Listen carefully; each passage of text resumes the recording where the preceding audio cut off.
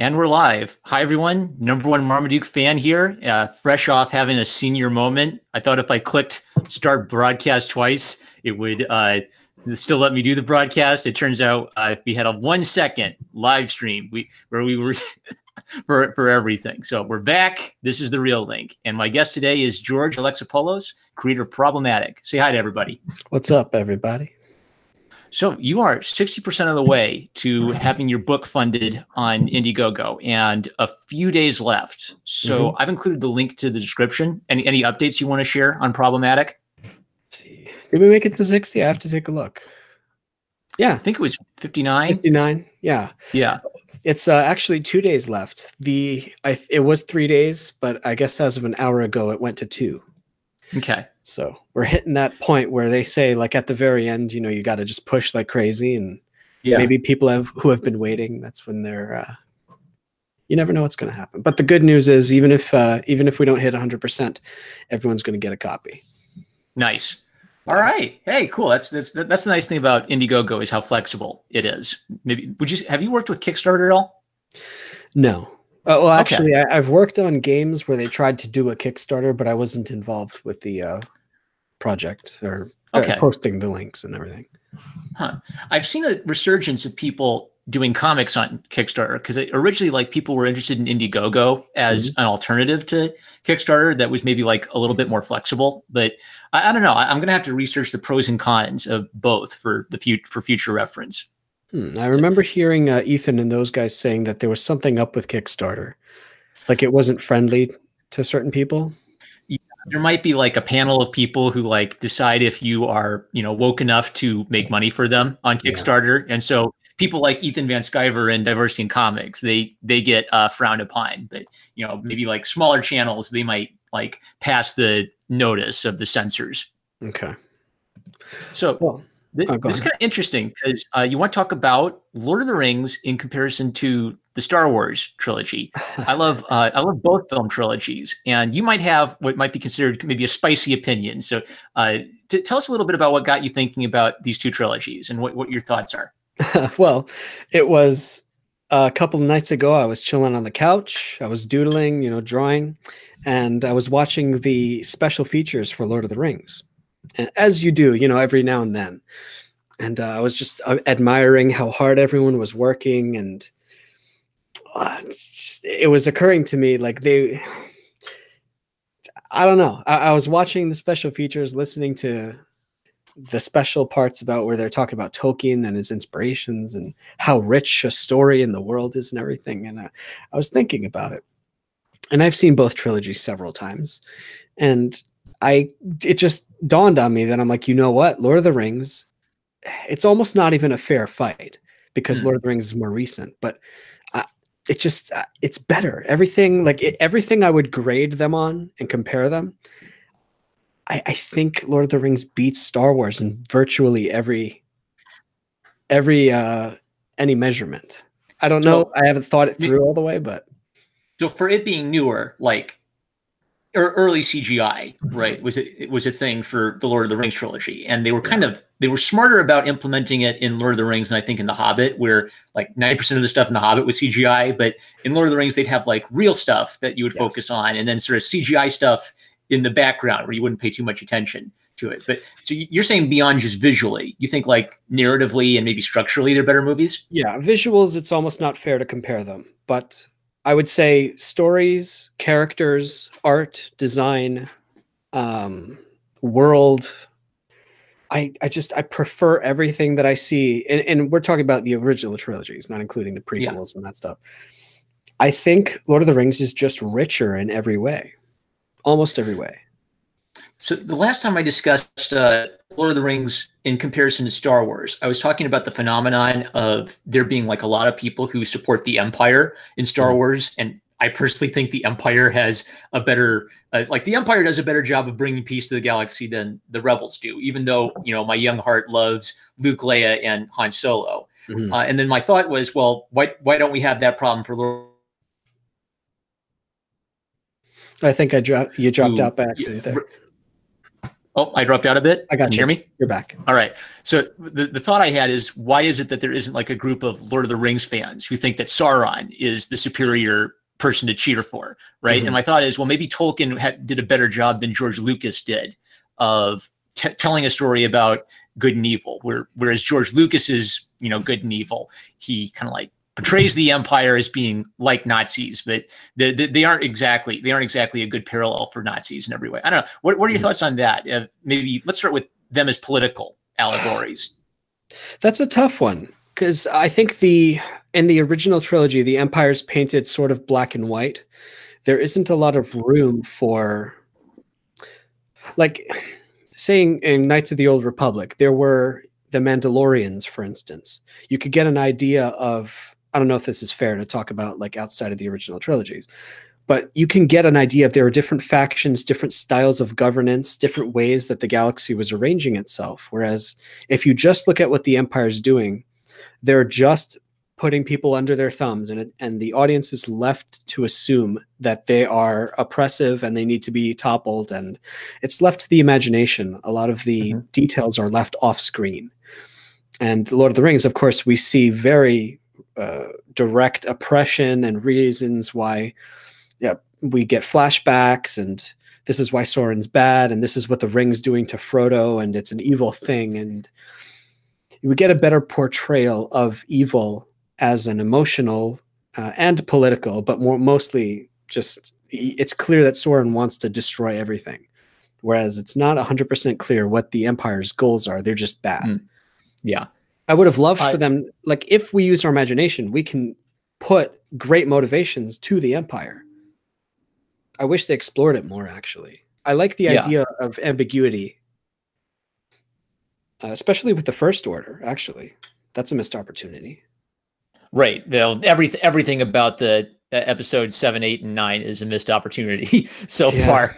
That's not even fair. All right. So let me, the funny thing is, I kind of agree with you that I just prefer the world of Lord of the Rings to Star Wars. I think it's a richer world and a deeper world. But since I'm playing devil's advocate a bit, well, not really. One thing I would give to Star Wars that I don't think Lord of the Rings has is just sort of the dumb, down-to-earth watchability factor. Like, if I'm bored and I want to draw something, like, it's a lot easier for me to pop in Star Wars and just get into the rush of it than Lord of the Rings, which kind of like I have to sit down and, I have to pay attention to Lord of the Rings. So what are your thoughts on maybe the idea of what about the value of movies as just like a dumb, fun thing for kids? And wouldn't Star Wars be maybe a more successful vehicle of that, kind of like oh boy, it's exciting, he's bursting down the door, he's killing all the rebel soldiers, than Lord of the Rings, which kind of has this sort of like long build up to it. There is a lot to be said about that. Some of my earliest memories watching movies was, like, I remember very vividly watching Return of the Jedi. They're going through the forest on the speeders, and for some reason I was just filled with this feeling of awe. Like, I can't believe what I'm watching. This is the coolest thing. And especially when I was younger, I didn't understand the movies very well. I just thought the action was fascinating and fun and kind of simple, but in that Flash Gordon way that they were going for. There weren't as many characters. And you're right, Lord of the Rings is way more involved. I can't show that. I actually feel like I can't show it to my younger, like, there are young people in my life, I say, that I wouldn't feel as comfortable showing it to them because maybe it's too scary. There's too many characters. It's too artsy sometimes. But Star Wars is just something you could throw on. Yeah. And maybe when they get older, they'll have fond memories of it. So maybe Star Wars is a movie that a 6-year-old can understand. And Lord of the Rings is a movie where maybe a 13-year-old can understand it. Maybe, does that sound about right? Probably, yeah. But that's not to say there isn't good stuff for an older person to enjoy about Star Wars. Yeah.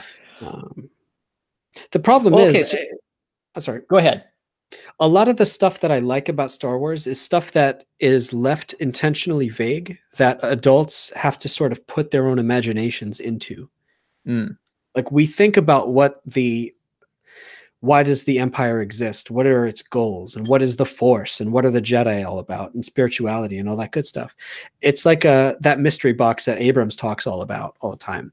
We're able to put our own imaginations into what all these mysteries are. and we crave more. We want more of the extended universe. Whereas Lord of the Rings is very exhaustive. There's not a lot of blanks to fill in afterwards.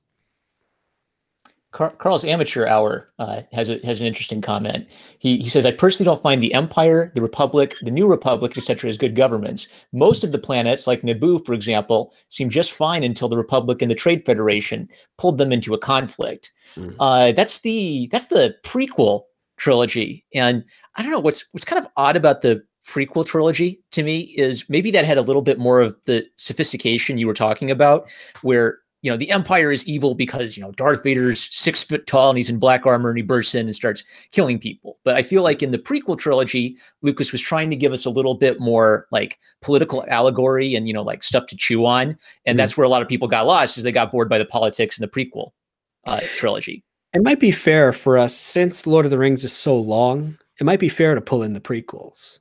Maybe.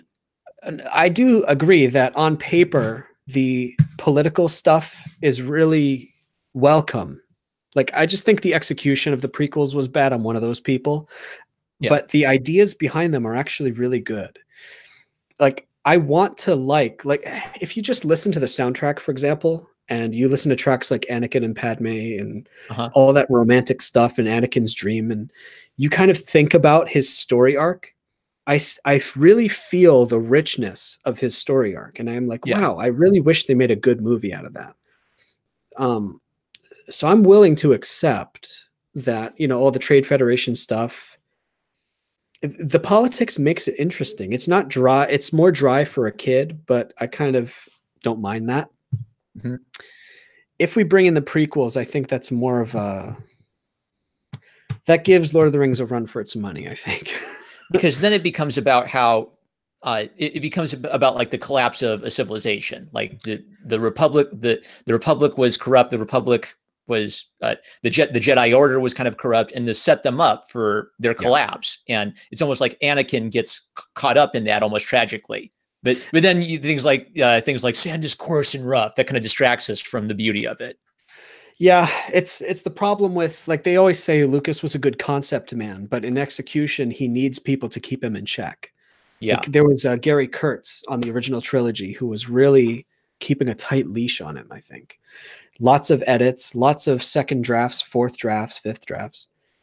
And of course, Lord of the Rings had the benefit of being edited and revised several times before it ever got even close to the screen. So all of these story problems would have been ironed out way before it was ever, let's say, adapted by Jackson and his partners.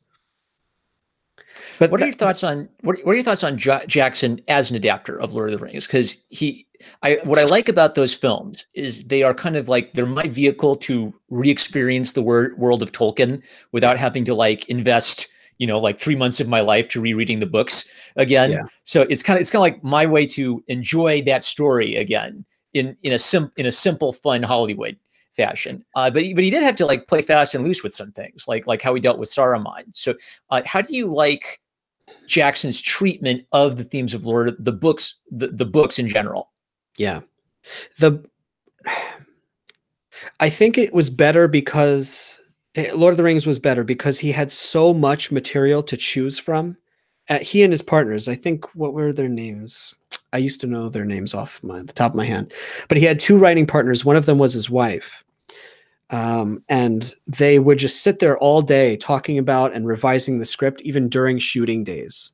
Yeah. And they would always send new revisions. And they had this, the novels to pull from. So they had to do subtractions in order to pack all this content into a fairly short amount of time. Whereas, let's say the Hobbit trilogy they were trying to stretch the content. Yep. And so a lot of the criticisms were it's full of padding. Yeah. I like that any medium where you have to almost take away, let's say I'm writing a book, a novel. As a writer, you need to know way more than the audience will ever need to know. And even Tolkien once talked about how when it comes to naming mountains, he doesn't name, he said, the most distant mountains all the way on the farthest end of the world, because then he would have to name the mountains behind those. And so he knows he knows so much more about his world than he ever told us, and that's good Yeah. writing. And as it so happened, Lord of the Rings, the movies, had so much content that was cut out, but that was because the only reason is because of time and budget constrictions. If they could have, they would have included everything, I'm sure.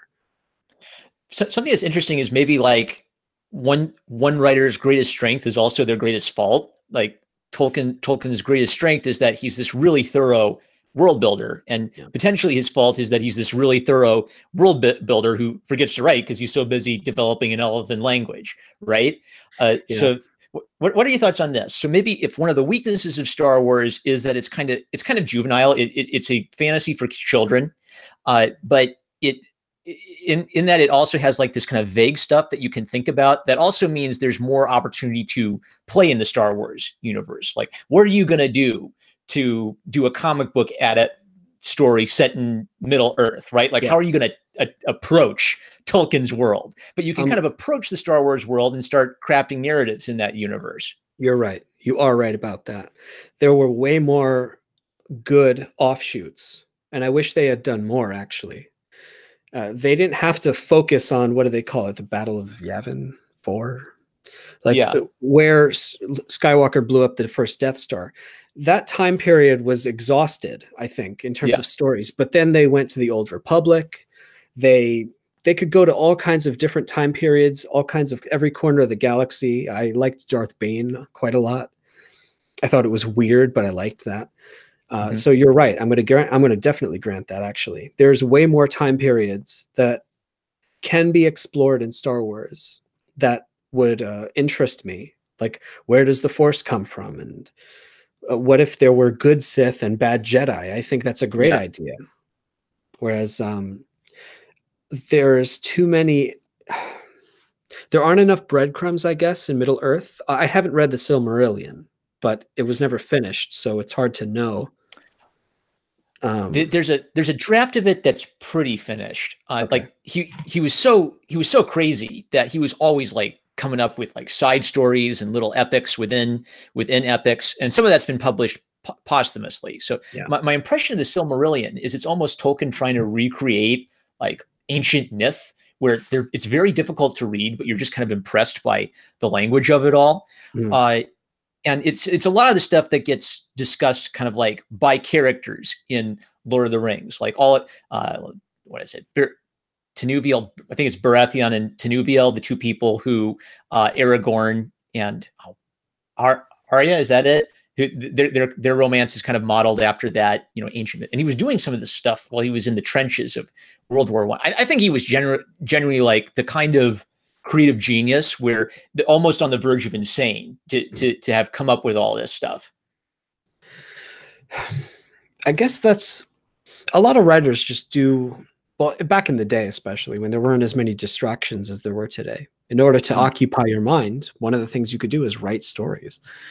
I'm sure he was just writing short stories for himself, for his own pleasure. And then he started to tie them together and realizing, wait, I could put these all in the same world. And do you know the Tolkien professor? The Tolkien professor? Yeah, he just puts his college lectures on Tolkien for free on iTunes, I think. Oh. No, I have to look that up. Okay, great guy. I'm gonna see if I can invite him on sometime because he might be interested in joining one of these. Okay, so he has this really correct. He talks. Yeah, well, one thing that you just triggered in my memory is he'll start with The Hobbit, I think. I don't remember if he starts with the Silmarillion or The Hobbit, but his point is that Tolkien, creates The Hobbit, and he doesn't know that The Hobbit fits into this other epic universe he's created. So there are some things in the first edition of The Hobbit that wouldn't make sense. And Tolkien was kind of so obsessive that he actually found in-universe explanations for things. So like in the first edition of The Hobbit, Gollum doesn't care about the ring. Gollum just gives Bilbo the ring and doesn't worry about it because Tolkien hadn't come up with the ring's connection to Sauron yet. So Tolkien's explanation was that the first edition was Bilbo's lie that he published. So Bilbo's lie was that Gollum just gave me the ring. And then the true story is that Gollum tried to kill Bilbo and he had to escape. Oh, that's fun. Yeah. I'm guessing, man, imagine if the internet was around by then. Like now That's the problem with writing and publishing stories in a sequence where you can't go back and edit stuff. And that's why it's so Mhm. important to have your whole manuscript finished before you go and revise. Because Yeah. you don't know, by the end of your story, you might need to fill in some plot holes or do endless revisions until the story is never published. Mhm. Yeah, that's really interesting. I think the other weird thing about Tolkien is he liked to just start something and then go as far as he could until he got stuck, and then he just start over from the beginning. So there are whole semi-polished drafts of Lord of the Rings with different characters, with things flipped around, where it's clearly just he got stuck, didn't know what to go, where to go with it, so he just would restart from the beginning. It's a very, very inefficient way of writing, but kind of interesting too. It does lend itself. I've always been of the opinion that more drafts makes a better story. Yeah. I don't know if that's true, but it, I don't know. Well, it's true in art, so why wouldn't it be true in writing as well? Unless you're like nitpicking and killing it by, cutting every little letter and sentence down, right? Yeah. Yeah, it's I guess in general, more drafts is better. Yeah. But if you're not nitpicking, if you're actually trying to drive for the goal, there's a lot of things that about the prequel trilogy for Star Wars, for instance, that scream first draft to me. Yeah. Or no one was there. He was surrounded by yes men, a lot of people say. So no one was there to be like, are you sure you want to have this scene? And are you sure you don't want to rewrite this a couple times? Yeah, like they fight on a giant lava planet. Okay, that's cool. What is Yeah. the significance of the And giant lava planet? honestly, man, like if we were talking about Kurosawa a couple times, but like his fights, as a young man, I didn't understand this. I thought they were boring, but as an older guy, I'm like, okay, this is amazing. Two guys can be facing off, staring at each other for 5 minutes and nothing will happen. And then all of a sudden, one of them will make a move and the other guy dies. And that's Yeah. way more intense than the lava flipping and all the explosions and everything. Yeah. But I don't think in Hollywoodized, modern times, that kind of thing would fly with audiences. I don't know. Maybe you can have a mix of it. Like I think it's all about balance. Like I like, seeing people flip around a little bit, right? Like that's part of the fun of Darth Maul is that actor was like an Olympian athlete Yeah. who could do all those cartwheels and stuff. But then it becomes, and maybe that's part of the fun of lightsaber fights. I think a YouTuber called Shadiversity has an interesting video on what would the most realistic fighting style for lightsaber duels be. Mhm. And it's interesting because his whole point is like all you'd really want to do is just nick them with the tip of it. You wouldn't want to, Right. flip, loop-de-doo, but flip-de-doo, that all of that is so iconic to what a lightsaber fight is. I wonder if I'd still dig it, even if it were technically more realistic. I guess the devil's in the details. I mean, how it's shot. Like even the last showdown at the end of The Good and Bad and the Ugly, if you remember that. The music is swelling and all they're doing is staring at each other. Yeah. But the music is telling you that there is a fight going on. Mm-hmm. And to me, it makes my skin crawl. Like I love it. It's so tense, even though I know who wins and the music's beautiful.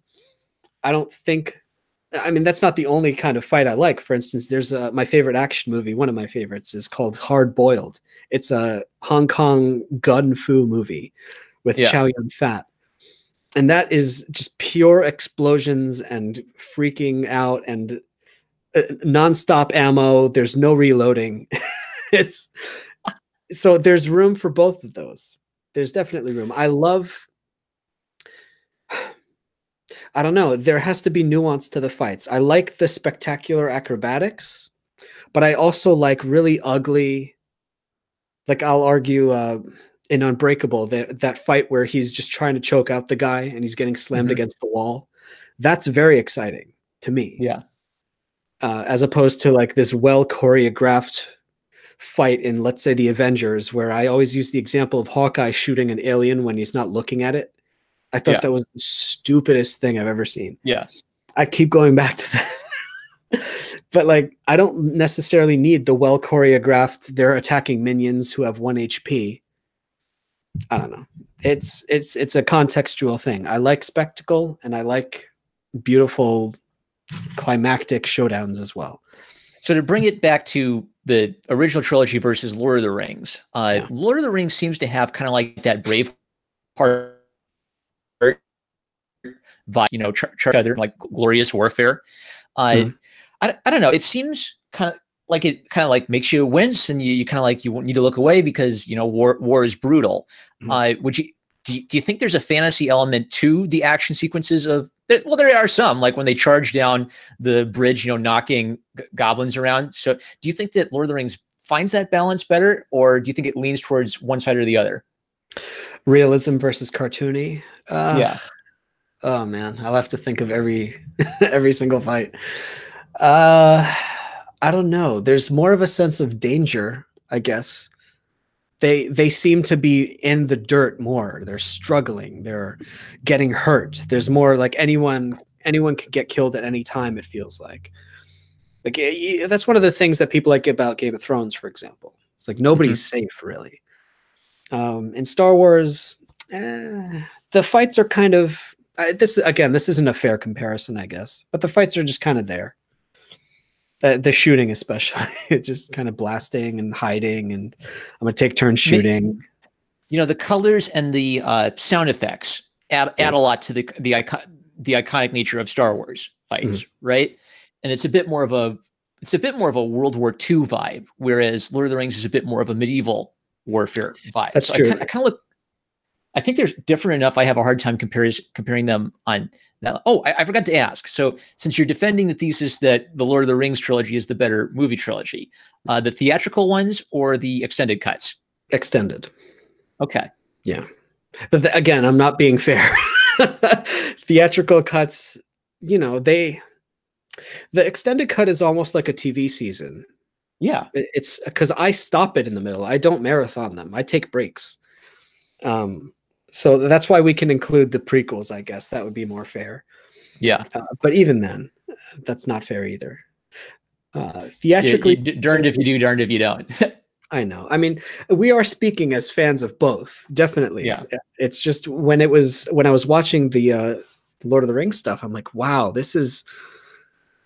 I was on one hand, I was thinking, wow, movies like this only come once a decade, and then I was thinking of all my favorite movies of all time and listing them. I'm like, wow, I actually like Lord of the Rings way more than Star Wars, as you were listing that as one of your favorites, right? Yeah, unfortunately. But okay. Yeah. What else gets into that like top tier category? Oh man, I have to think about it decade by decade. Like of the best movies of all time, if we think about the decades, I would say The Dark Knight of its time was one of its head and shoulders best movies of that decade. Man, decade by decade. The Dark Knight was late 2008. It felt like it was 2005-ish to 2012-ish for the three. What was the range of the three movies? I only liked The Dark Knight like a lot. I didn't think Rises was very good, actually. That's an interesting discussion to have sometime. But yeah, and I think that Batman Begins was okay. I really like Batman Begins. I think it gets underrated a bit. Like I think part of what helped The Dark Knight be the obviously what the financial success it was just how good the Batman Begins was, especially in comparison to like, you know, goofy Batman Forever or Batman and Robin. And it set up the themes of The Dark Knight well. I think The Dark Knight is the best movie in terms of getting its themes and being an enjoyable movie. And I really like the moral of The Dark Knight Rises. Like it's such a it's pretty much Batman plus Tale of Two Cities. So he picked a good thing to rip off to give The Dark Knight Rises some, you know, real moral weight. I just think it got a little bit too distracted in all its subplots. Yeah, I worry that Dark Knight Rises did what Spider-Man 3 did with Sam Raimi. It involved too many characters and tried to do too much because they knew it was the last movie, so they just threw everything in there. And I wanted to have so much more focus. Like Spider-Man 2, Sam Raimi's Spider-Man 2, is one of the best superheroes of all time, I would say. Yeah. And I feel the same way about Dark Knight. I think it still holds up. What's funny is we're kind of in a period where a lot of people are looking back at these movies. Like I think Matt Walsh, you know, the Daily Wire guy, he tweeted out that he thinks that the Lord of the Rings are completely overrated. That was his hot take. You know, people have had like looked back on the Sam Raimi movies and said they're not as good as you remember them. And there might be a part of like, if this came out today, would we think it's as good as we thought when it came out originally? And I do think there's something to say for like appreciating something as a product of its time. Like can you imagine the Lord of the Rings existing without the Star Wars trilogy kind of like changing the entire film industry? Like Star Wars clearly changed the way people did sci-fi movies. I think it changed the way people did movies in general. Would Jackson be able to make a Lord of the Rings trilogy without in a universe where George Lucas didn't exist? I don't know. Yeah, it's almost not fair. It's like comparing a PlayStation 4 game to a Super Nintendo game. Yeah. They're just such generationally, they're so far apart that it's almost not fair.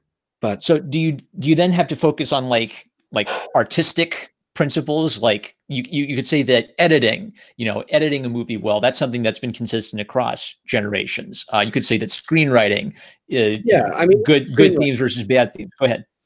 Screenwriting, think about if I were to list my favorite characters from each franchise, Lord of the Rings would be almost triple the size of Star Wars, I think. And just in terms of also, again, we can include the prequels, but even then, there are so many admirable characters in Lord of the Rings, so many amazing cities, and each one has its own culture. And I guess in the prequels of Star Wars, there were different factions, and it was a bigger galaxy than the original trilogy. The OT didn't have that many different cultures. It was just rebels versus, well, I guess there were the mobsters as well. I don't know. That's right. Yeah. If I think about like different Gondor, Rohan, the Shire, there's a million different cultures, and you can't spend enough time with them because they're all so rich, and they each view the world a different way, and they have their own culture, and that's so much and fun. Visually each are given flair. I think that's what the artist contributed so much to, because there was a little concept art of Tolkien's characters, right? But they gave a distinct flair to each culture in the costuming and scenery department. I think that helps give each race kind of its own life and flavor. Yeah, that is something that, I mean, again, this is not fair, but if I was being really strict, then there are things that the prequels did way better art-wise than the original trilogy of Star Wars, where just from an art perspective, and I've looked at all the art books and all the different concept art and everything. You look at Padme's outfit, which is a very Japanese, from part one, very Japanese looking geisha kind of thing going on. Naboo looked really cool. There was all these different cities and cultures, and we got to see different parts of the galaxy that we didn't in the original trilogy, which was fun. I liked that. But maybe that's a modern thing that they couldn't have done back then. But I'm not sure, because there's movies like the old 80s movies, like even Conan the Barbarian, that had it had flavor. And I don't know, they could have done more in the original trilogy, maybe, to make each planet feel different, and different cultures and different clothes. And I don't know, I'm just talking out my butt now. I kind of feel like the original trilogy, that might be one of its strengths, is you only do get like two factions pretty much, except for like minor like criminals and such. But I think that's the one that innovated like the basic Star Wars planets that every version of Star Wars since, they always rip off. There's always a Hoth-like world. There's always an Endor-like world. There's always a Tatooine-like world. Like that. The Last Jedi literally starts on a desert planet that's totally not Tatooine, right? So I give them more credit. I give them more credit in that department. Maybe less credit in creating rich cultures and worlds. You see lots of interesting aliens, but you don't like go into the bowels of any ancient alien civilizations, I guess. No, and I wonder if it would feel like Star Wars if we did, because the galaxy is very human centric, and if you compare it to something like Mass Effect, if you've ever played that, there's like humans are just a small drop in the bucket, and we are late to the party. All these other alien races are already in the galaxy and trading and stuff. Right. I like that feeling that humans aren't the center, That has nothing to do with Star Wars, I guess. That's not a fair criticism. Yeah, and maybe, you know, is Star Wars a sci-fi or is Star Wars a fantasy that's in space, right, with a dark wizard, like a different aspect of. So one of the amazing things about Lord of the Rings is just all of the artistry that went into it, right? Like the making of features. I was clicking with you when you said you were watching those, because the making of the Lord of the Rings is almost as fascinating as the Lord of the Rings itself. I feel like Star Wars has a different vibe where, you know, you feel like Lucas is sort of this tortured young art student. He's got this idea he's been working on for a while, and he's struggling to make it a reality, and he's really stressed. And, you know, the actors would laugh about how they weren't taking it too seriously because they just thought this was all kind of a goofy kids movie. And so maybe the interesting thing about Star Wars is just the fact that it existed, right? Like it almost could, it's really realistic to imagine that they could have just run out of money. Lucas couldn't have been organized enough to make it happen, and it just wouldn't exist. Whereas Peter Jackson seems to be a little bit more like he has his bleep together, or maybe. What are your thoughts on like the production side of things? Again, I almost don't feel like it's a fair comparison, because Lord of the Rings, in my mind, blows it away. I do think it's interesting and good that Lucas was able to pull together this miracle, and the people around him as well. I don't think Star Wars 1 is his baby necessarily. I think there was a lot of people around him who worked in the shadows, and then he took the credit for it, for better or for worse. Well, and that's true of any director, right? Like any director is going to get top billing, but there's thousands of artists. Like whoever was the model designer for the ship. So here's something where I'll say, I think I agree with your general thesis that the Lord of the Rings is better film than Star Wars, but I think there are like moments from Star Wars where I give it the win. Like the opening shot of that, you know, Rebel Brigade flying away, their lasers are flying, and then this massive ship comes directly overhead of the camera, and it keeps going and going and going, and it was a real model with like a tiny minute details on it. That is a fantastic opening hook. And in contrast to that, Lord of the Rings has like the, you know, soft feminine voice saying, you know, speaking in an ancient narrator thing. And then Sauron comes out in a giant suit of armor and swings a mace around. So that's like one point I'd give to Star Wars over Lord of the Rings. But what are your thoughts on that? I'll agree. As a perfect film, popcorn film experience in a theater, Star Wars is more concise. It's more, what's the word I'm looking for? Tight? It's tighter, yeah. I think theaters were not kind to Lord of the Rings. Like even when they started coming out, I was, you know, younger, less experienced. I was 17 when it came out, the first one. And I didn't know what Lord of the Rings were. So I just thought it's this movie where they kind of just walk around and they talk in funny accents. And they were kind of very slow movies. I didn't get them. Yeah. But because I became familiar with them and rewatched them, I became way more in love with them.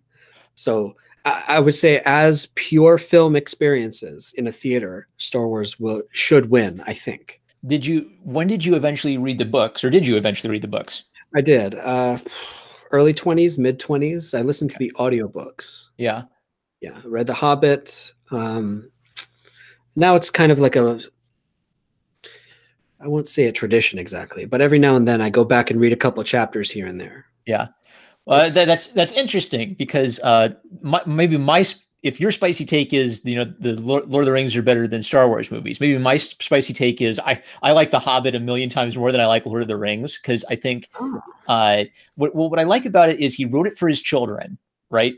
Young readers. And they're famously, I think Charles Tolkien had a book review he wrote for it that actually appeared with the book. But I think that Tolkien did an excellent job putting his themes in a children's book in The Hobbit. I feel like in The Lord of the Rings, he might have gotten a little bit, you know, sidetracked by the epic scale of the world of it all. So I almost I have not finished The Lord of the Rings since the first time I read it. Like I read it in my teenage years, and every time I've tried to read it since, I always dip out somewhere, maybe around the Council of Elrond. I usually tend to dip out. What are your thoughts on the Hobbit versus Lord of the Rings as the books? I will agree that the Lord of the Rings trilogy as novels, there are some people who would skewer me for saying this. I do think they're really slow, almost hypnotically, sometimes boring. The my favorite way to consume them now actually is to listen to them as audiobooks. I really like I don't remember the name of the narrator, but he'll do voices for everybody. I could be walking around and listening to it. I can kind of clock out and clock back into the story. Okay.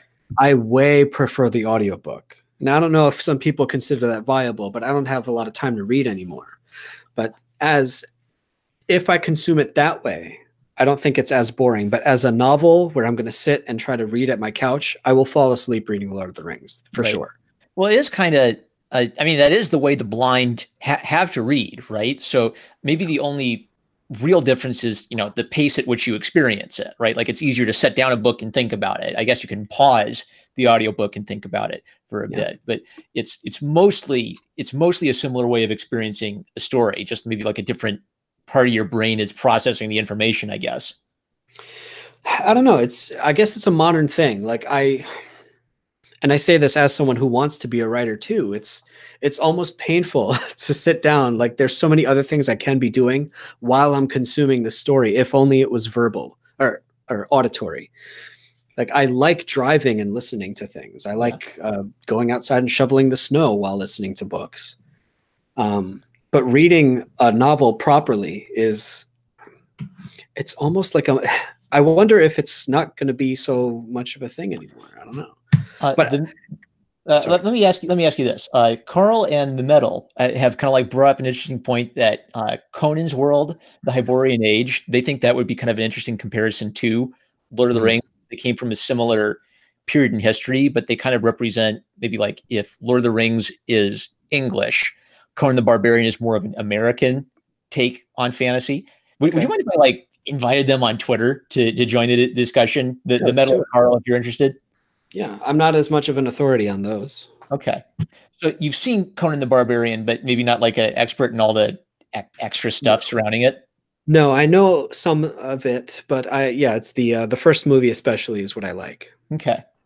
I think that's the only one I've seen, and maybe I've read a couple comics of Conan. I kind of had a oh no R-rated movies thing when I was a kid, unless it was something like Braveheart, where I'd usually get like an exception from Dad, where he'd say he has to watch Braveheart. So I didn't experience Conan until like I was, I don't know, like late in my college years. Okay, yeah, it's a good time to get into it too. Yeah, I like the old '80s movies, like special effects driven. There's something about that. What year did it come out? I don't remember. I want to say early 80s. Like movies like that and Willow and gosh, I have to go down my list of, I guess Labyrinth too. There were all these fantasy movies where they were trying to do so much with such little budgets. Yeah. Little movies that could. I like that. Yeah, I'm going to agree with Carl there. Frank Frazetta is an exceptional artist. That was a lot of fun. I saw a photo of the guy posing, and he looked like a barbarian, man. Yeah. It's unreal, right? Like I just felt like I felt myself, turning into Ichabod Crane from the Disney cartoon, looking at him. Yeah. I wish I could do stuff like that. Like I kind of can't let myself draw art like that, at least where I am in my career right now, but I wish I could. Mm-hmm. It's man. It's a golden age of illustration tradition, I think, where like I kind of see the popular arts as being where all the great artists went when the Academy became postmodern. So they all went to the Saturday Evening Post and to, like the beautiful illustrated versions of Robin Hood. And the artists always go to where fantasy and storytelling is vibrant. So that first they go to like the reprints of the great classic books, and then they all go to comic books because that's where people are hiring, really professional, talented painters. Yeah. Fantasy's always been, I mean, it gets a hard rap sometimes from, let's say, popular culture, but fantasy is where all the great designs can come from. Your imagination is the only limit. You can do any costume, any time period. People can fly. You could have vehicles from anywhere. Carl's here. Hey. This is the first time I've had you on a live stream, Carl. Carl and George, have you guys met before at all in like the Twitterverse? I'm not sure. Okay. I follow George. I've even retweeted some of his stuff, but I don't think we've ever met. Okay, I recognize the avatar. You guys should hang. You guys should hang. Yeah, Carl's got a really interesting drawing style. It's kind of like mix of it. So you guys could probably chat comics a lot too. This is cool. What's your handle? I'm introducing. I'm looking for your handle. Oh, that would be at Carl's Amateur Hour. Spelled HR. Hour is spelled HR on Twitter. And you go by Carl Toon some elsewhere, right? Yeah, that is Twitter. That's my name. When he said that my I found it. The Metal, are you here? Hello, can you hear me? I can hear you, The Metal. All right, so I invited you guys on because you were kind of like you're really involved in the chat, and you guys had some thoughts on you might have some like wind blowing into your mic, The Metal. Do I? It's I hear a little hum. Yeah. That's very common with the Metal. And the Metal's an artist too. So I guess I'm not a big Conan guy, so I'll let you guys have a comment. So what are your thoughts on maybe like the strength of Conan's universe versus Lord of the Rings? I'll let the Metal go first on that. Yeah, so I think one of the biggest strengths too is both of them are very expansive worlds if you've read more of the source material, as opposed to just watching movies and stuff. Both of them have off tales about different characters that many people just don't know about. But I think Conan's world's strongest point is that it's got like 3 really main characters that have their own journeys that intersect with each other. Because you have Conan, you have Solomon Kane, and you have Red Sonja. And then all the characters that are in their worlds, but you've got these 3 main focal points that the whole world revolves around. And these have had like a life in like the comic scene after the movies too, right? Oh, they've had life everywhere. Comics, they're even, if you go way back, there's some audio dramas, Pulp is where they all started, movies. They even show up in video games as well. They're everywhere. The original writer died young, right? Fairly. Yeah. Can't remember his name. Robert E. Howard. Yeah. Okay. Yeah, I remember. Wasn't he from the 20s, I think? Yeah, well, he started writing 5 years before The Hobbit was even out, so they were contemporaries, but he had a slight head start on Tolkien. Okay. Yeah, I remember. I think his story was that he was in his 20s or 30s or something. He had like, correct me if I'm wrong, like he had a very lonely life or something, and then didn't he committed suicide or something? Yeah, it's been a while since I've looked into that. But he died young. I do remember that. Yes, he did. And I think that loneliness to some like work with characters like Conan being lone wanderers. The Metal, could you try muting your microphone in between chatting? That might help. Yeah, that might help I could probably just push to talk. I think there's an option for that somewhere. Okay, good. All right.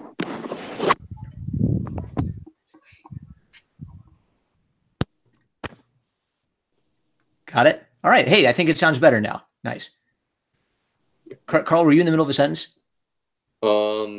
I was saying that maybe that's why characters like Conan are lone wanderers, because the author himself was a very lonely person, and that was reflected in his work. Maybe to bring it back to the Lord of the Rings, do you see a contrast between maybe Tolkien's view of people and the author of Conan the Barbarian's view of people? Oh yeah, definitely.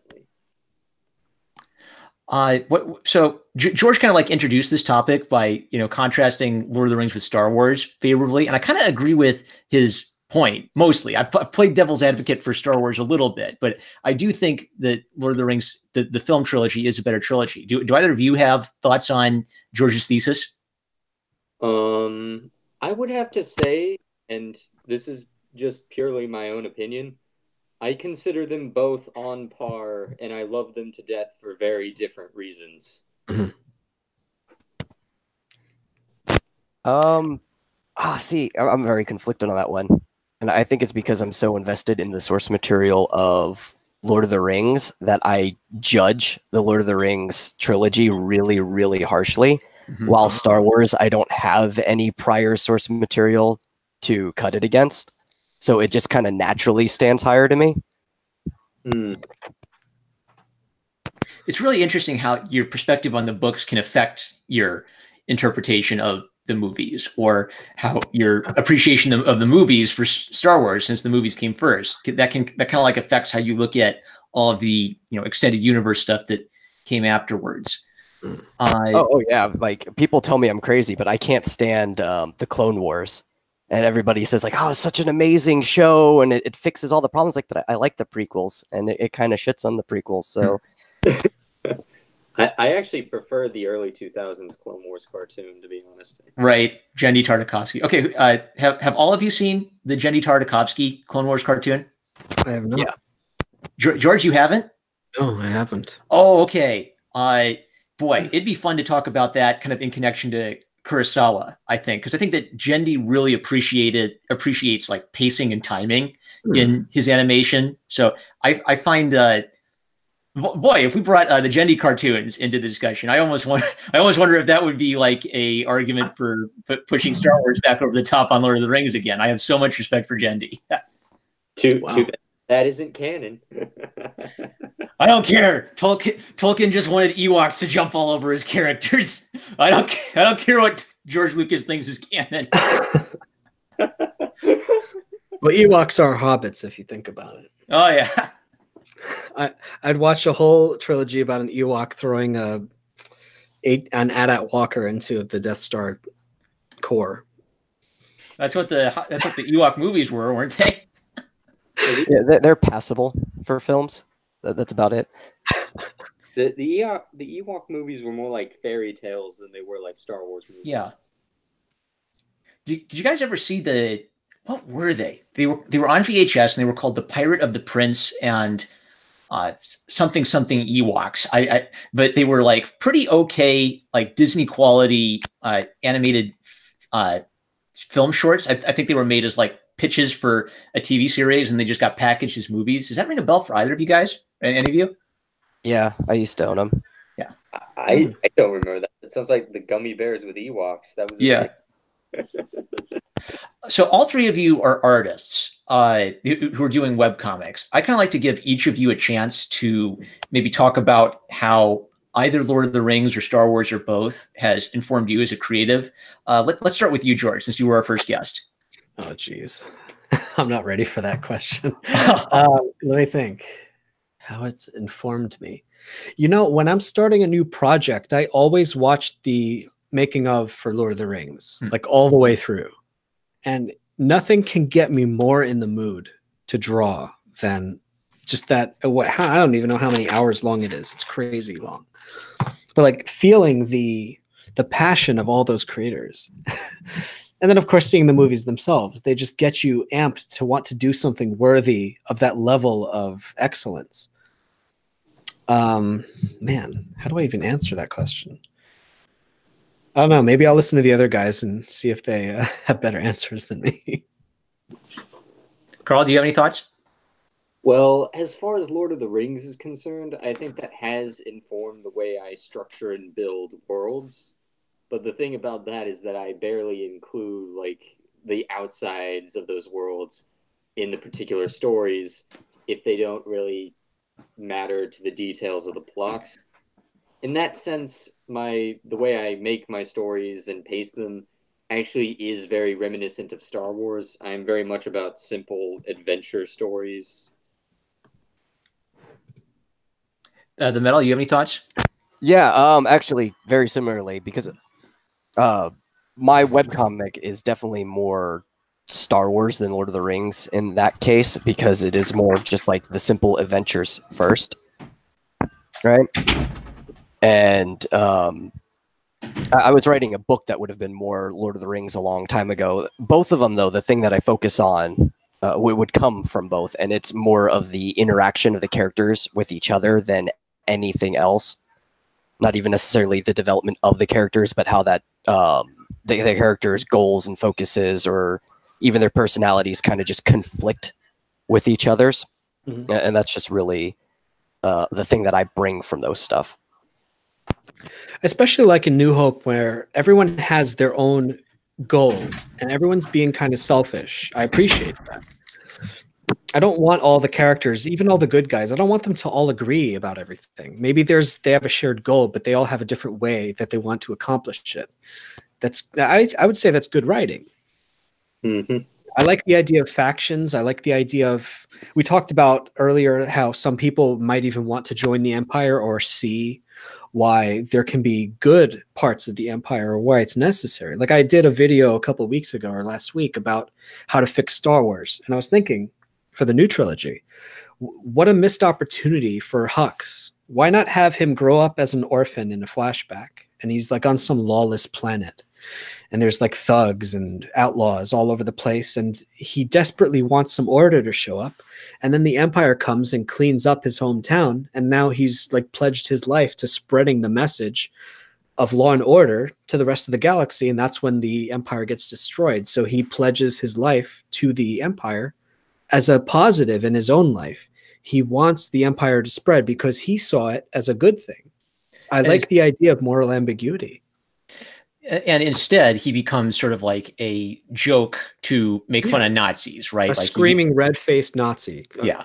Great writing there. I mean, I understand why they need clear bad guys, but how much better? I think it's better writing. Like just to let people have the discussion of maybe the Empire's not so bad. But of course, then they blow up 5 planets. Of course, they're the bad guys. But like maybe they shouldn't have done that. I don't know. Give us some room. Like somebody, I can't remember. Was it one of you, Carl or Metal? You mentioned that the idea of bad Jedi and good Sith can be interesting. Oh yeah, I said that because I do find that concept rather interesting. Because I didn't finish Darth Bane, but wasn't the thesis of that book that the Jedi were kind of the bad guys? I think they've committed some genocides on some Sith in the past. Right. But he was going to revive the Sith. The Sith were a thing, but he set up the rule of 2, if I recall. Mm-hmm. And I don't know, but I just like the idea of playing with morality just a little bit. Like, let's not necessarily say, I mean, I know I'm just talking out my butt here, but it can be very interesting to think, like, what is actually called the dark side? Shooting lightning from your hands. Can a Jedi do that? Why? Why not? Is there such a thing as a gray Force user? Why? It's such a missed opportunity that they didn't explore this. They still can, but I don't think they will. I was wondering if J.J. Abrams even bothered reading the EU stuff or any of that.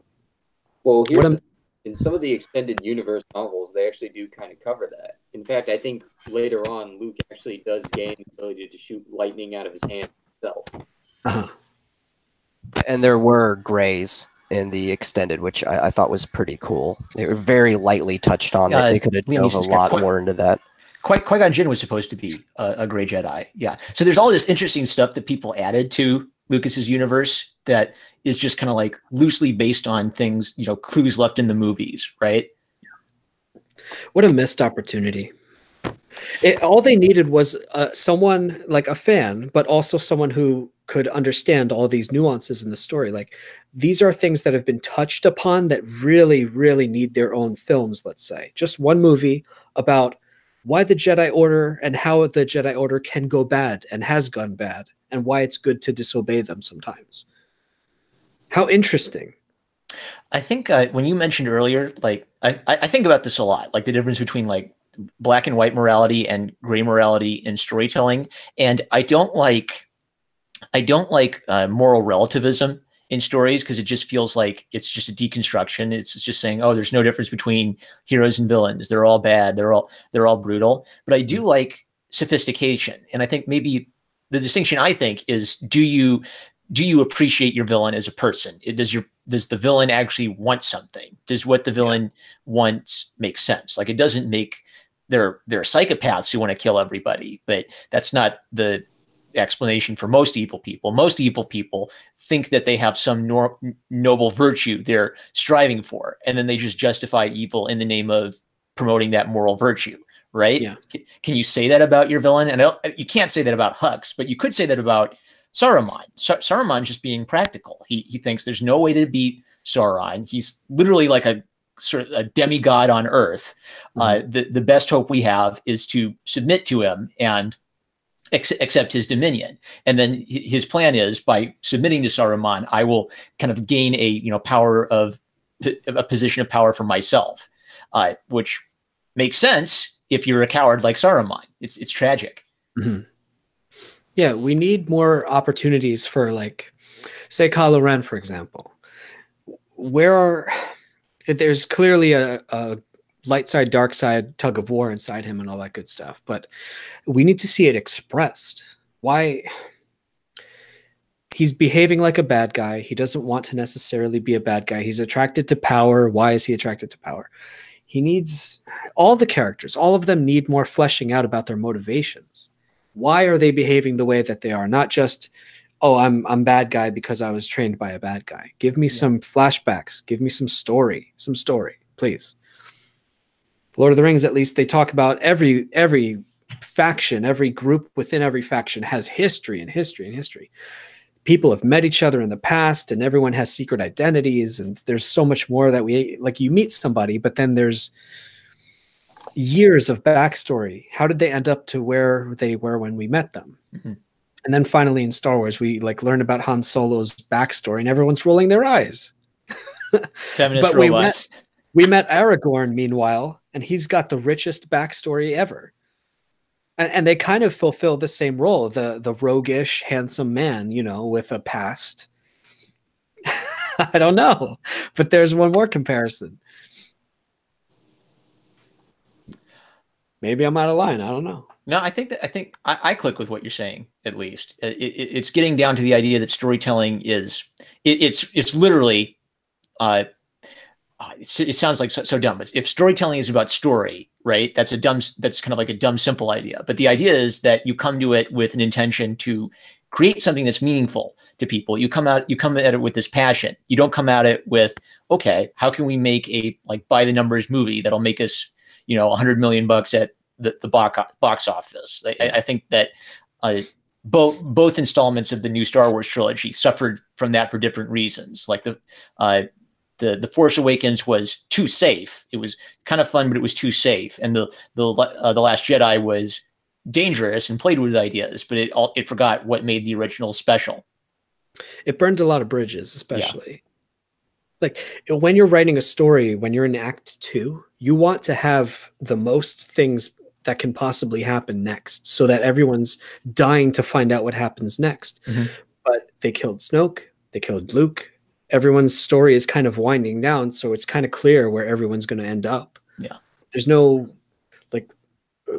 Rey's parents kind of thing. Like, who cares? I still don't know who Rey is, and I still don't care. I should by this point.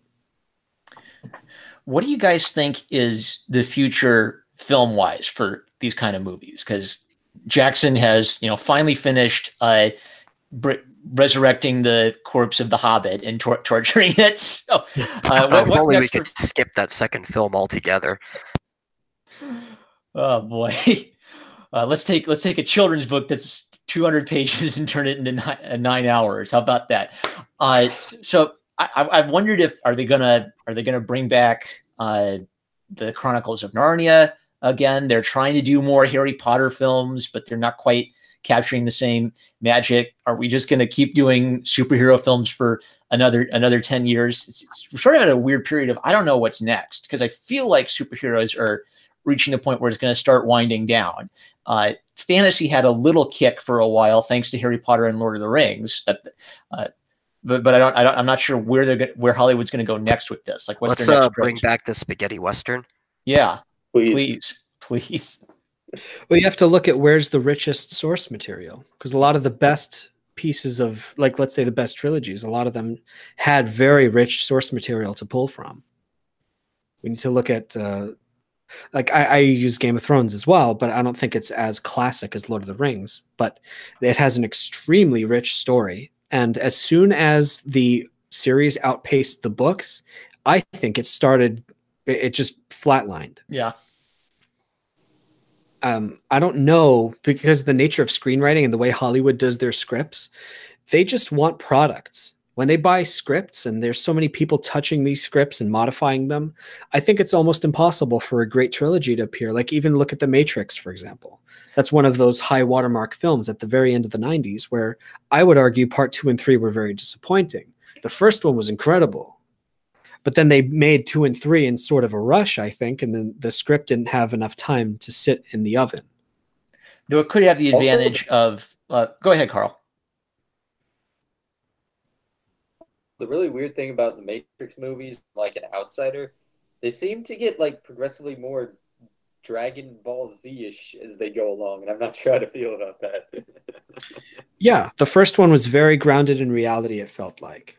For all its sci-fi stuff, it felt like a real story. And the second and third ones, they did this whole Superman thing with Neo, and he could do anything and he could break any rule, and then he stopped feeling relatable.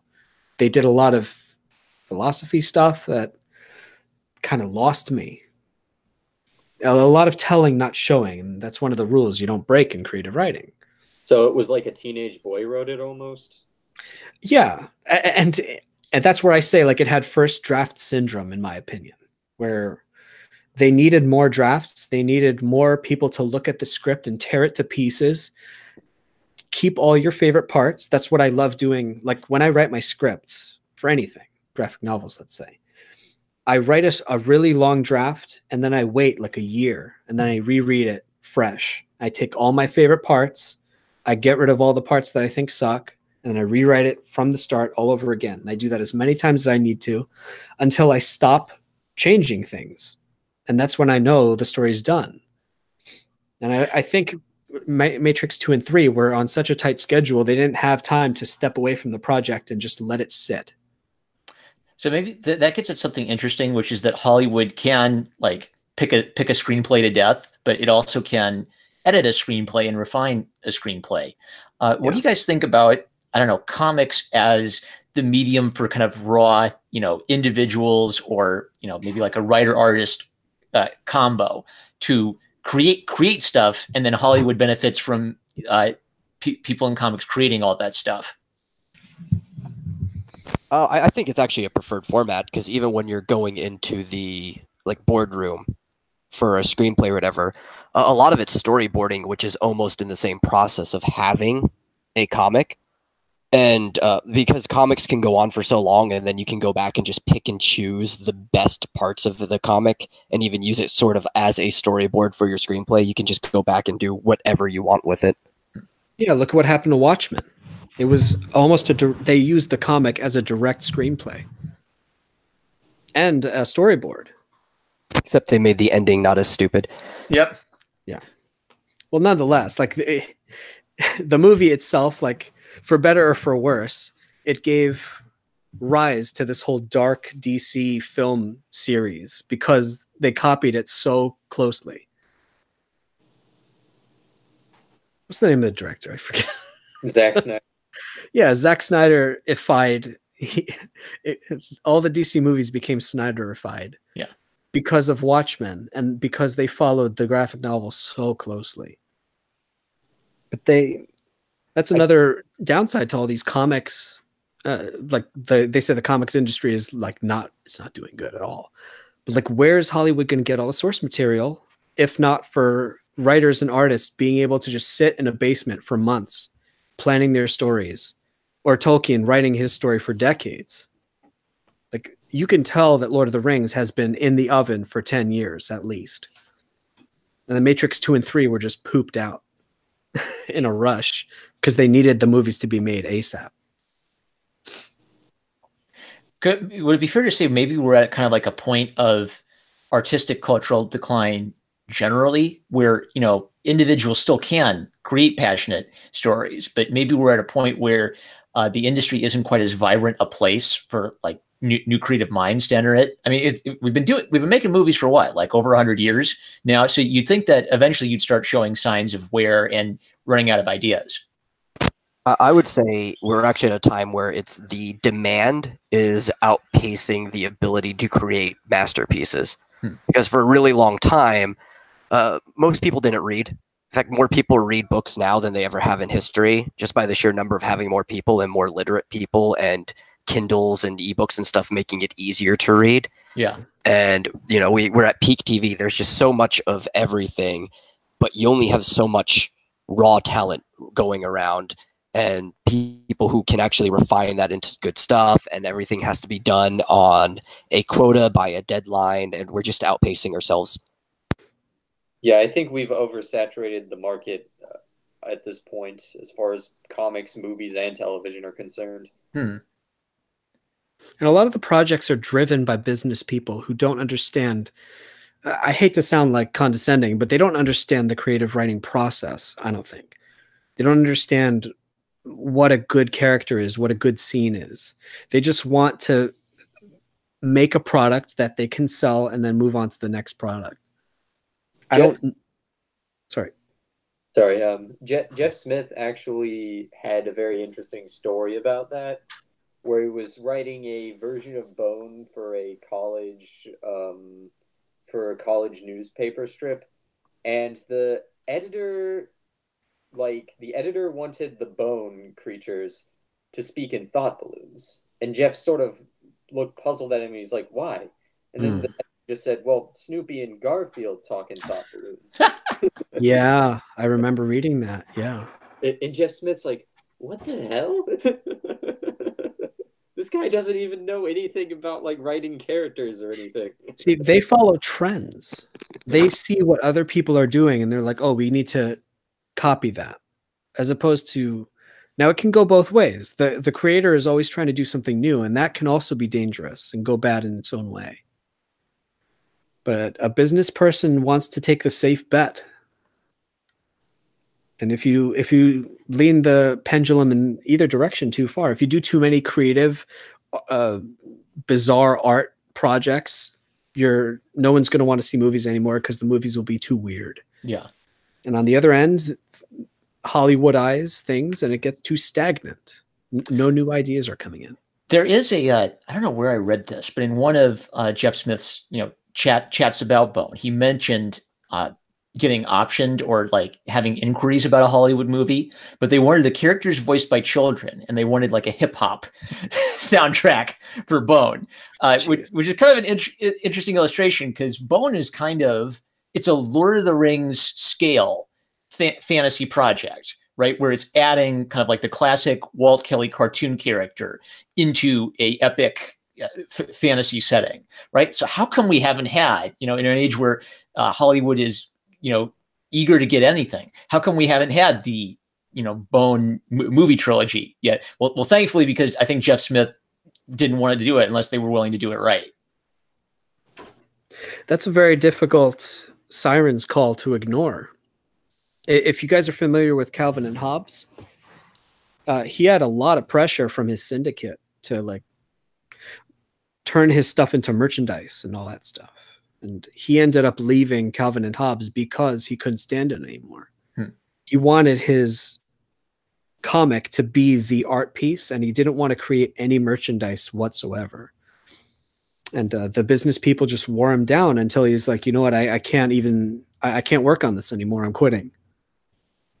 So it's good to have, and it's sad, but well, all right. So a creator wants to protect their creation. Makes sense. But then why are the business people so blind as to not trust the mind of the creator to say, this is what I envision?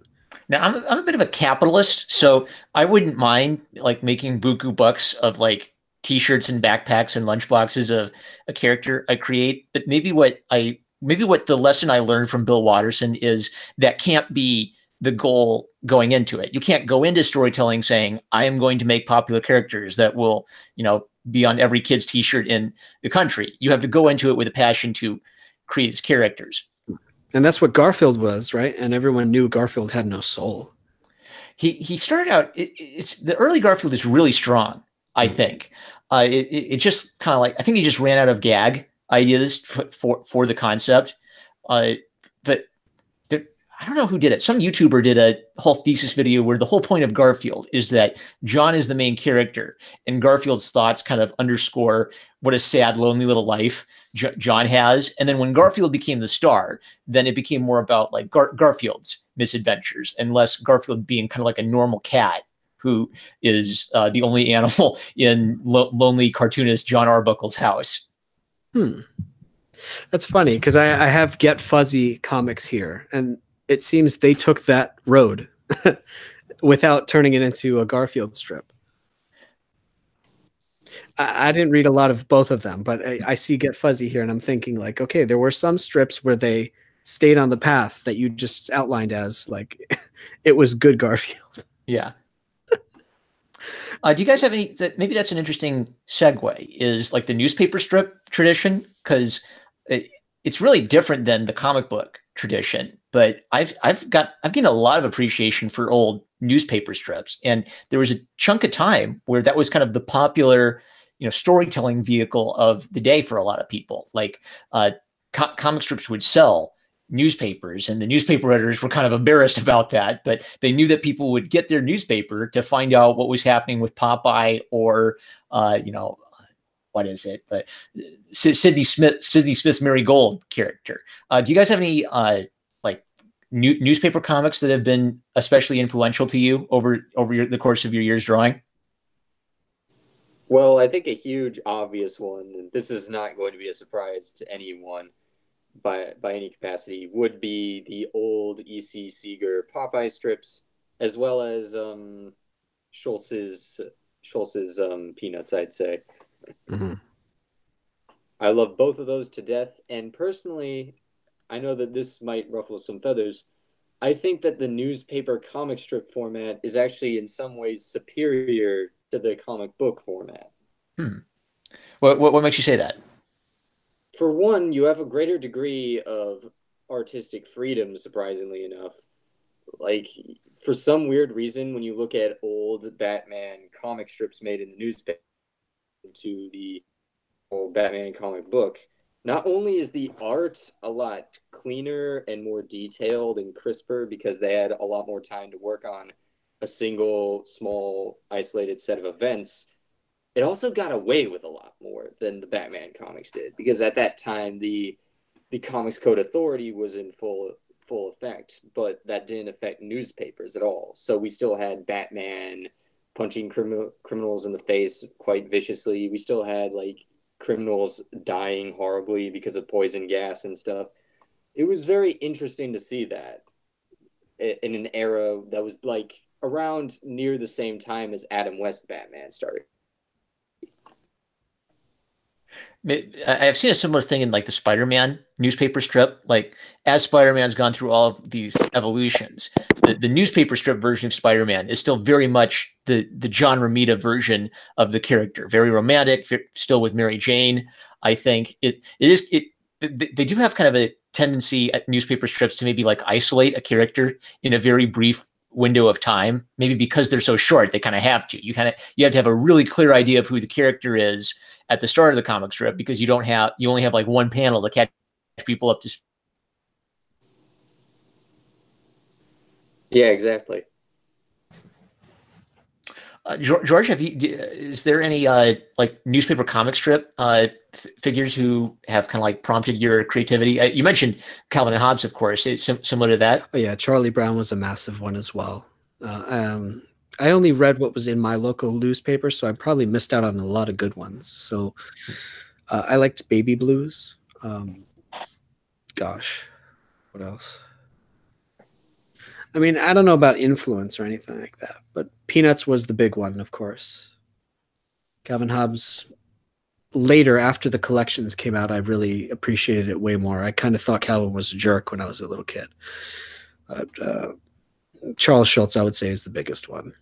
At least when I was younger, back when the newspapers were coming out. Now, my local newspaper only had the Sunday funnies. They didn't have the weekday ones. So I didn't even know there was a weekly or a daily strip, black and white. I thought the whole thing was in color, but I knew about Snoopy through the cartoons. Actually, I would go to the local video store and rent the cartoons nonstop.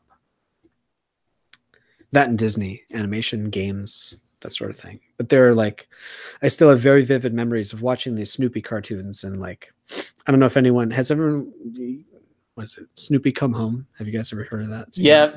Yeah, that's a great one.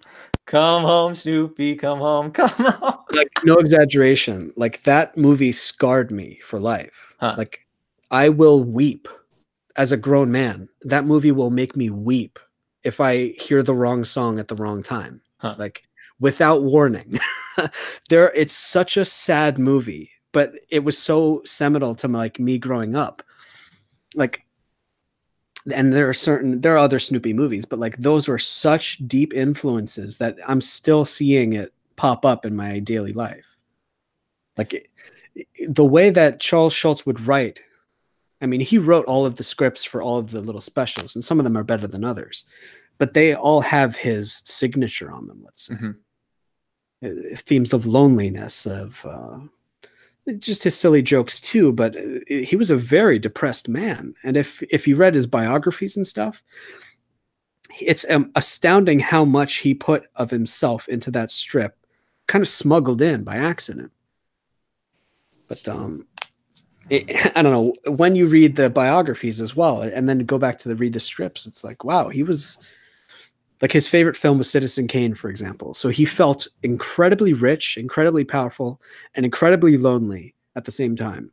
And going back to his childhood moments of when he was happy, and that whole Rosebud moment, if you guys know about that. And if you read in his biographies about like how his mom died, and all his stories of rejection of a woman he was in love with, and how she ended up leaving him for another man, and that sort of thing. And he was never really happy. I just think as a character study, he's fascinating. Yeah. The Metal, have you had any newspaper strips come to your mind as a source of inspiration for you? Yeah, I used to read like everything that was available in the newspaper, but specifically, like, I always like the really weird fantasy related ones like BC and Oz and stuff, which probably shows through because I hardly ever write anything that doesn't have some type of like historical or fantasy element thrown in there, like the Mother Goose and everything like that. Have you guys ever seen Stripped, the documentary? No. Oh man, it's about the death of the newspaper comics and how everything turned into web comics. I give it, if you guys love newspaper comics, you have to see this documentary. You have to look it up. Definitely. It features like Scott Kurtz. You remember, like, Comicsgate had some problems with Scott Kurtz, but like his generation of people, Penny Arcade. There's a guy who drew a strip called Sheldon, apparently on Webtoon. I've never heard of it, but he made the documentary, and he interviewed a lot of his contemporaries, and he actually scored a interview with. It wasn't an interview, I guess. It was just Watterson talking, but it was Bill Watterson. He came out of hiding just to do a little segment in the movie. Wow. And it's remarkable. But I guess they didn't release it properly because a lot of people haven't heard of it. Yeah, that's a very important movie if you're interested in looking at the history. But it's about the death of comics in newspapers, and how webcomics is starting to try to struggle along, but I don't think we're quite there yet. I don't think so. Historically, it's weird because I like having a physical thing in front of me, right? Like, the screen hasn't become a way to replace a book in my hands yet, but it's so much easier and so much more efficient than a newspaper. It is going to replace those formats, but I don't think it can ever entirely replace like having a book on your shelf that you can point at and say, I love that artist. I want their work. So I don't know. I wonder if books are just going to become more of like a collector's item for like the really best of the best. They get a book edition, and then everybody else is kind of like exists only in the screen world. Well, self-publishing has been a model for a lot of webcomics creators for quite a while, right? I think about Penny Arcade and PvP. I mean, I grew up in the late 2000 or early 2000s, so those are the guys that, after I stopped reading newspaper comics, those are the ones I graduated to. They published their stuff online on their websites. They had their fans. Each site had forums, right? There was a little bit of crossover. And then websites like Twitter and Reddit came up, right? So there's the comics section on Reddit, for example. I would say there was a renaissance of sorts on especially Reddit, which I don't know if you guys know, I had some drama with them. But you were the #1 comic, right? And then people found you're still the #1 comic on Reddit. People kind of found out who you are, and you got some pushback for that, right? They ruined me. Wow. I can't go back there anymore. There was this whole thing about, I don't know if I should say too much, but I was assured by people who were behind the scenes in the community who told me it's almost impossible for me to come back. They are after me. They will never let me post there again. Even though I'm not banned, they will look for every excuse to ban me. But that's not like, if it wasn't for that and the psycho people trying to like run off certain creators, that kind of site is what the newspapers used to be.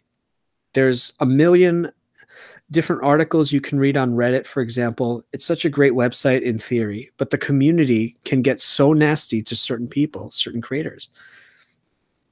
This kind of segues nicely into something I wanted to ask all three of you. So you're all three artists. You're all three interested in comics.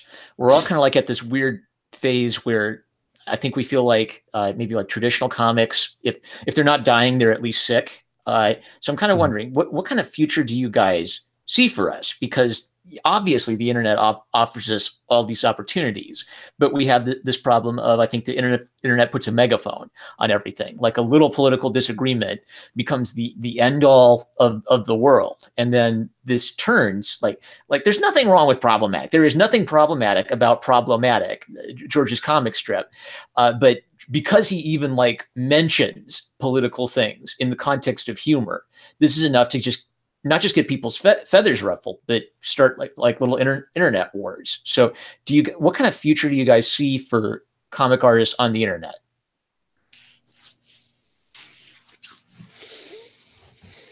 Well, Comicsgate is in itself a mini revival of what I would just say is the spirit of indie comics, period. And that is a very big circle that can include webcomics, which I would say webcomics is more about strips than, say, comic books. But there is an idea of, let's create our own, I don't like the word community, but let's create our own group, let's say. Everyone knows each other. Everyone has YouTube channels, which is just another way of everyone talking to each other. Everyone is kind of getting to know each other's name. We're creating this sort of, I use the lunch table analogy. Like if we're in high school, everyone's at the lunch table. We have a place where anyone can come, anyone's invited. The only rule is don't be a weirdo. And then we invited a few too many people, like, let's say, the critics of anti-Comicsgate, right? Whatever they're called. They come and sit at our table for a little while, then they start inviting their friends. Next thing we know, we've lost our lunch table. We have to start another one. And you do that enough times, people are going to get tired. But people still like reading comics. I think the future of this idea of community and people knowing each other is really important if you want to discover new artists and new properties. You have the big boys that everyone knows about, but then you have lesser known creators who nonetheless are doing good work. How are you going to hear about them? The only way is through Twitter, social networks. Oh, have you heard of this story? You got to read this story. And then, is it available to read? Like, if you have a web comic, usually, traditionally, that's available for free. You can read a whole archive of it. And then if you want to support the creator, you can help them out through Patreon, right? Buy their book, that sort of thing. But there has to be financial support as well as emotional support for these creators. If a whole community like Reddit can come after a creator, basically make them want to quit, where are they going to go after that? If the community says, we don't want to read your stuff anymore, that creator is going to have to find other work. Yeah. And maybe an advantage of the internet is if you described it as a lunch table, but it's an ever expanding lunch table. So anytime someone comes into your hobby and says, you do what we say, you're a bad, naughty person, right? My whole channel is this weird thing where I made a channel because I was frustrated by this and I wanted to talk about it. And I'm kind of at the point where I almost want to say, you know what? It's time to like moveon.org and let those weirdos yell at each other. And we may need to focus on sort of like creating our visions a little bit more and creating culture a little bit more rather than mudslinging. Like, yeah, falling for the trap of it stinks because you want to defend yourself. Someone calls you a Nazi. You want to say, I am not a Nazi. Stop calling me that. But it's almost like by saying you are a Nazi, they get you to fall into the trap of talking about whether you're a Nazi or not, right? I've fallen into that trap too. When I was just starting with the Reddit problems, like if I didn't respond, then that meant they had carte blanche to tell and spread the lies. So I tried to defend myself for a little while and I realized I'm screwed either way. There's nothing I can do because there were influential people who wouldn't let me respond, let's say. They had the lunch table. I came to their lunch table. Yeah, Reddit's garbage. I wouldn't trust any site where conversations could potentially be edited or, futzed around by moderators. I've gotten banned on Reddit from subreddits for linking to articles that were relevant to the topic, but were written by people they didn't like or were on websites that they didn't like, even if they were just completely relevant to the conversation going on. It doesn't help that those moderators are also not American. Yeah. So they have very different politics. Like say Europe, even Democrats, American Democrats in Europe are right wing to them in Europe in certain countries. So they see Americans as very right wing, especially conservatives. I've been told that if anyone, when I was doing comics about the MAGA kid, like they're like, you're basically a Nazi. Like you're actually posting Nazi propaganda by supporting Trump. I'm like, what are you even talking about? They think he's actually a fascist. So the people moderating this site are so far left in other countries. They don't even understand American politics. I thought Reddit was an American site, but apparently half the moderators are not Americans. So we have this problem where it feels like politics is sort of knocking down our door and inserting itself into our where we kind of felt like we just wanted to enjoy our comics, we just wanted to draw our pictures, and suddenly we're talking about intersectional radical feminist theory from 1970. Like what the heck? I just wanted to draw superheroes beating each other up. Yeah. Carl in the Metal, do you have any thoughts on that? Do you have thoughts on maybe like the value of engaging in this debate, or maybe taking a break from this kind of debate?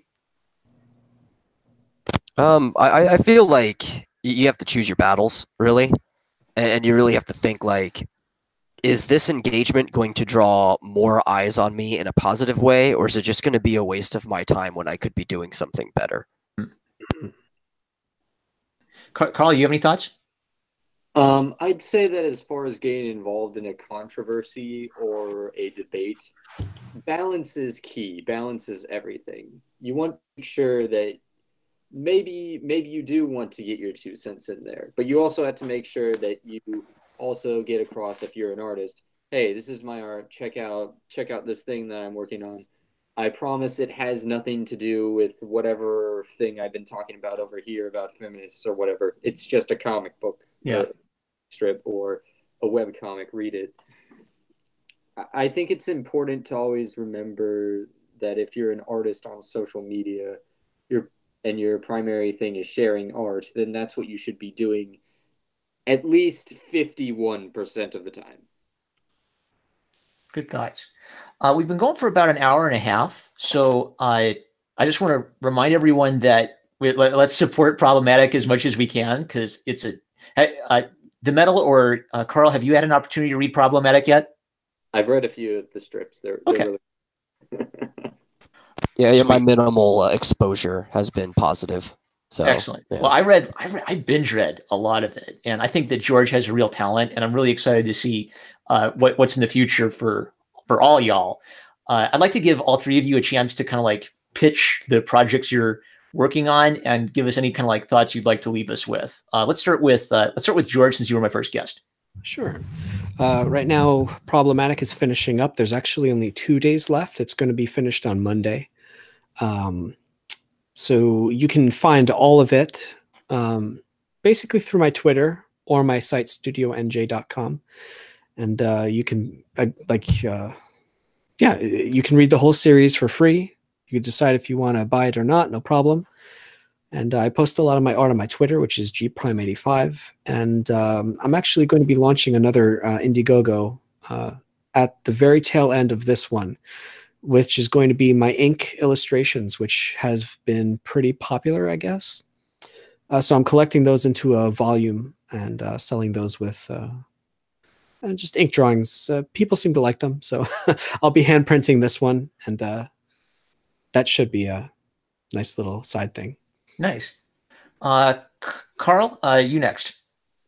I'm currently working on the webcomic Holgrave, and as of now, the entirety of Chapter 1 is up on To Pass. I'm working on Chapter 2, and the first 2 or 3 parts of Chapter 2 will probably be up sometime this month. So please go check that out on To Pass if you want to. There's also a neat conversation on what's Matt's live stream channel called, Carl, where he had you on? Matthew Reese, his show, The Matriarchy. That's it, yeah. And you had a chance to talk about like some of the themes and your inspiration for the book. So I'll find that and I'll link that to this one. And The Metal, your turn.